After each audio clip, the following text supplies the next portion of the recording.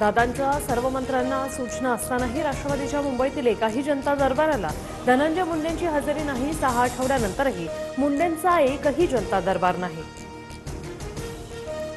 दिल्लीत आज शरद पवार आणि संजय राऊत एकाच मंचावर संसद भवन ते सेंट्रल विस्टा पुस्तक प्रकाशन सोहळ्याला लावणार हजेरी। राऊतांनी पवारांवर केलेल्या टीकेनंतर पहिल्यांदाच एका मंचावर। शिवसेनेच्या 12 मंत्र्यांवर ऑपरेशन टायगरची जबाबदारी, मंत्री प्रताप सरनाईकांची माहिती।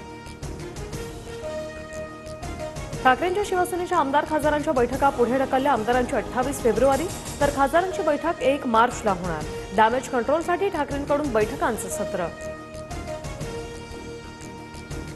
मंत्रिमंडळात निर्णय झाल्याचं सांगून धनंजय मुंडेंनी 200 कोटी रुपये उचलले। अजितदादांनी तातडीनं कारवाई करावी, अंजली दमानी यांची मागणी।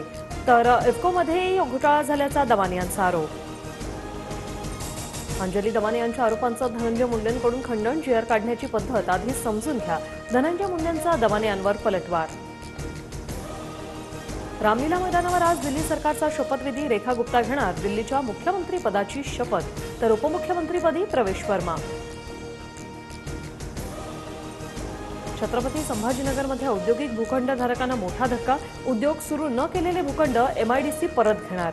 केंद्रीय उद्योग मंत्री पियुष गोयल यांचे आदेश। बेकरीतील भट्ट्या विजेवर रूपांतरित करणं अशक्य। विजेवर भट्टी चालवल्यास मासिक खर्च परवडणारा नाही। व्यावसायिक संघटनेचं मत। मुंबईत पावाचं उत्पादन आता घटण्याची शक्यता। नागपूर विमानतळावर बांगलादेश एअरलाइन्सच्या विमानाचं इमर्जन्सी लँडिंग। ढाक्यावरून दुबईला जाणाऱ्या विमानात तांत्रिक बिघाड। विमानातील 400 प्रवासी सुखरूप। ट्रम्प पुन्हा देणार तडाखा। ऑटोमोबाईल क्षेत्रावर 25% कर आकारणार, तर सेमीकंडक्टर चिप आणि औषधांच्या आयातीवरही वाढीव कराचा विचार।